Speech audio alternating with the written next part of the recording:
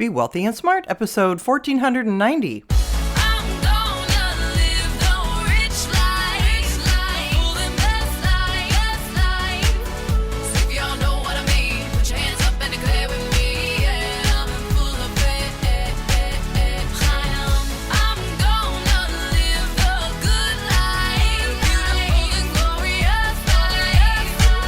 Step into a world of wealth and financial freedom without budgets, boredom, or bosses on Be Wealthy and Smart.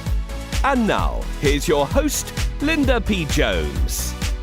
Welcome to Be Wealthy and Smart. I'm Linda P. Jones, America's Wealth Mentor, empowering women and men worldwide to financial freedom.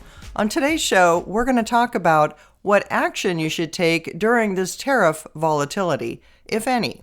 Now, first, I want to preface this by saying this is not a political podcast. Some listeners are new listeners and don't know my history of following cycles.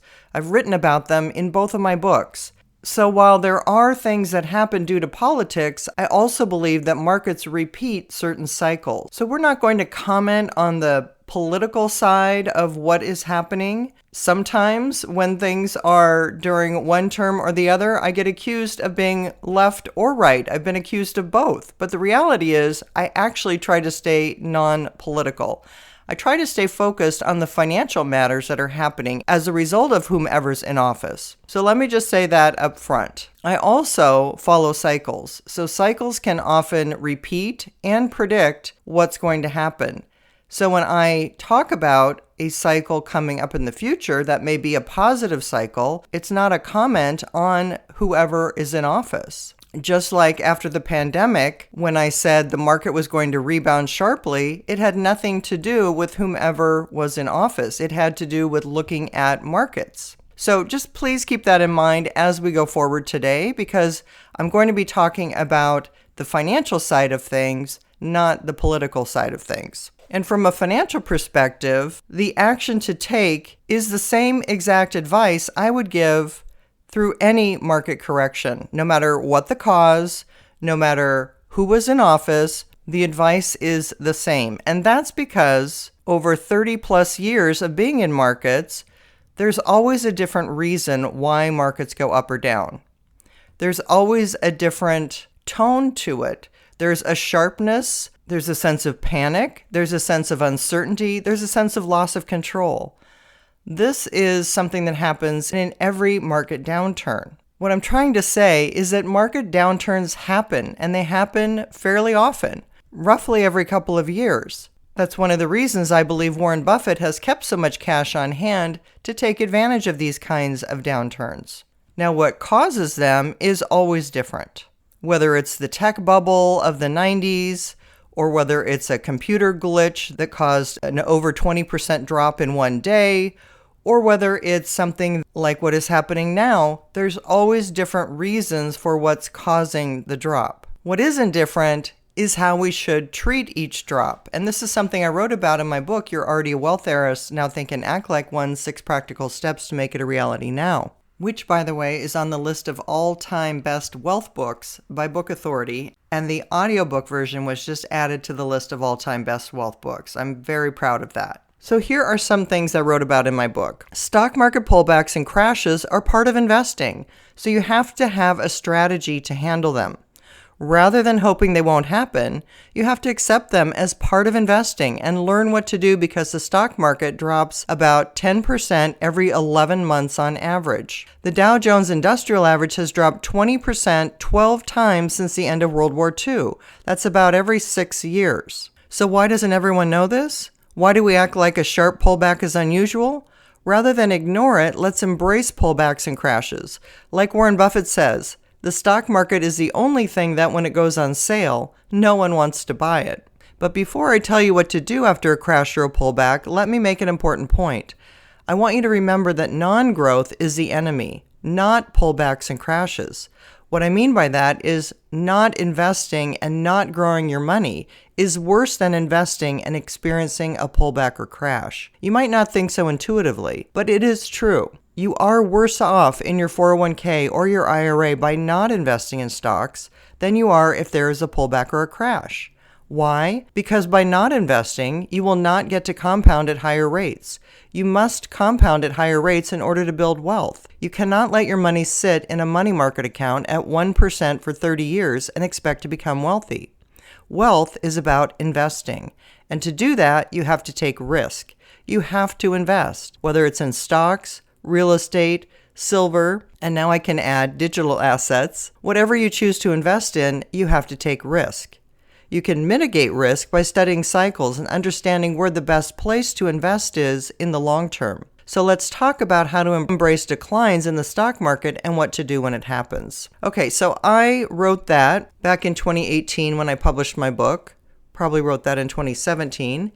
So that's exactly right. You have to invest in order to build wealth. To get the 24% compounding rates of return that the S&P has been up the last 2 years, you basically have to endure this kind of volatility. And we'll talk more about that a little bit later and how you can diversify some of that risk. But here's what you need to do going forward. Number 1, do nothing. That's right, do nothing. When you experience a sharp pullback, it's already too late. The worst thing you can do is panic and sell, because if you panic and sell, you're locking in the loss. And typically after these large losses, we have large rebounds. So if you just stayed in, your money would rebound back to the levels where it was eventually. Now that may or may not take a period of time. After the pandemic, it rebounded very quickly. And the stock market has always recovered eventually and then gone higher. It will this time too. We just don't know the exact date. The second thing you want to do is to not panic. People typically panic when there's maximum pessimism, when everything seems lost and like it's never going to recover, when things seem terrible and like they're just getting worse and there's no light at the end of the tunnel. But that's far from the truth. These things do have a way of turning and turning on a dime and turning sharply, like we saw this morning. Based on a rumor, the market turned and rallied very, very sharply. Unfortunately, it was a false rumor, and so the market then backed off again. But you can see that once we get some good news, the market will likely rebound sharply. Number 3, you want to resist the urge to sell. This is not the time to sell. You're only going to do yourself serious harm if you sell. As I said, pullbacks and crashes are part of stock market investing. We have to expect it and embrace it and relax knowing that it won't last forever. No matter what the pundits are saying, no matter how many negative people are on Twitter, X, or are on CNBC, remember, the stock market is made up of businesses, and businesses sell things to people. When you wake up tomorrow, you still have to eat, work, drive, buy things, and so will everyone else. You may have to change your spending priorities depending on how well the economy is doing, but you're still going to spend money. Therefore, companies will still be in business tomorrow, even if their stock price is a lot lower today. And number 4, consider buying. Now, you don't want to try to catch a falling knife, as they say, when the stock market is falling sharply, but you can start to nibble a little. Don't try to be the hero that finds the exact bottom and go all in at the bottom. This isn't Las Vegas gambling. But yesterday, stocks were a lot more expensive than they are today. So decide if it makes sense for you to buy if you have some spare cash. What are the trends today that will continue for years? What is their earnings growth rate? Are they sustainable, even in the light of tariffs? Are there U.S. companies that look more attractive today because of tariffs? Maybe certain companies will benefit from tariffs. These are just a few things to consider before buying. And rather than being a stock picker, it's sometimes smarter to just buy the S&P 500 or to buy the NASDAQ index. And if you have spare money in your 401k or money that you've been wanting to invest, just take little nibbles, take little investments along the way. That's called dollar cost averaging in, and it means over time you have a lower average cost of purchasing, and it can be a smart way to invest. Now, the other thing I would say is you want to make sure and diversify your investments. A few years ago, in my VIP experience private investing group, I told them we're at a crossroads. Either we go deeper into stocks or we're moving in a direction where we're more diversified. And I decided that the right decision would be to take the path where we were more diversified and to not go into individual stocks. So we have an ETF portfolio of stocks that we use, but we also have a portfolio of private equity, which are businesses that are pre-IPO or initial public offering, those that will go public in the future. Those are companies that we're buying at wholesale prices. We're buying them at a discount before they're sold to the public in the stock market in the future. And we're buying younger companies that are at $1 billion valuation that can grow to $5 billion, $10 billion, etc. over time. So we have 7 companies in our private equity portfolio. And that's something that typically, if you're with a brokerage firm and you have a financial advisor, they're not allowed to offer you private equity unless you have a $5 million net worth. In our private equity portfolio, you have to be an accredited investor, which means you need to have $1 million of net worth aside from your primary residence. So if you have $1 million, let's say, in your 401k, or a combination of that in crypto and in your 401k, or in a business or in real estate, aside from your primary residence, or you've earned $200,000 of income for 2 years, or jointly earned $300,000 of income with your spouse for 2 years, you could qualify to invest in private equity. And that's one way that savvy investors like the Yale Endowment diversified their portfolio, was not just to be in a stock portfolio, but also to include private equity. The other way that we diversify is we added digital assets. So 4 years ago, I added our first digital asset, and now we have 14 different digital assets in our portfolio. The reason I did that was because the returns or the compounding rates were much higher than what we were seeing in stocks. Earlier, I mentioned the S&P 500 has gone up 24% the last 2 years, or 23% one year, 24% another year. But still, excellent returns for stocks, which typically over the longer term average a 10% return year in and year out over many decades. But digital assets provide higher compounding rates. Like last year, our digital assets were up 401%, 337%, 284%, 166%, 132%, 96%, 77%, 58%, 52%. These are some examples of the annual returns from last year versus the S&P being up 24%.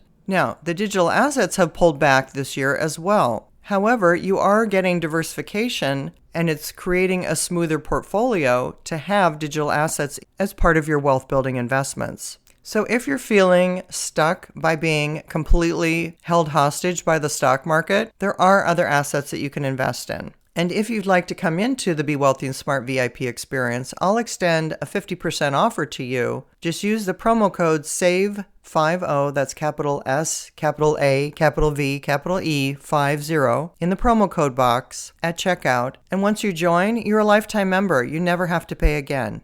And you'll be finding ways that you can diversify your portfolio, improve your performance, increase your wealth building opportunities, and lessen your dependence on having just a stock portfolio.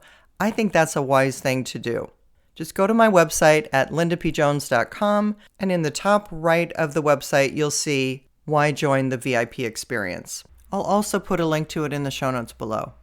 And finally, keep an eye on the long term. Most people are invested in their 401k for retirement. Some of you have a longer term time horizon than others. If you're right around the corner from retirement, this can feel like a devastating loss right now. However, I do want to be encouraging and say, according to my cycle work, it does look like we are going to have a recovery here. And cycles never tell me why or show me what's going to happen in terms of the reasons for things, but it does tell me when markets are about to turn stronger. And I do see that markets will rebound, probably starting around the May time horizon, and will have a very strong second half of the year, in my opinion. Again, that's not a political statement, that's a cycle statement. So hang in there, this won't last forever, and if you make the right decisions, this could just be an incredible wealth building opportunity for you. If you haven't yet subscribed to Be Wealthy and Smart, hit the subscribe button and you'll be notified as soon as new podcasts are available. And all of my podcasts are on my website at lindapjones.com/podcasts. And while you're there, sign up for my weekly newsletter for more wealth tips for your financial freedom. That's all for today. Until next time, live the good life and be wealthy and smart. Thank you for listening to Be Wealthy and Smart with Linda P. Jones. Share the wealth and tell your family and friends about the show. Check out our website, blog, and social media for more riches at www.bewealthyandsmart.com.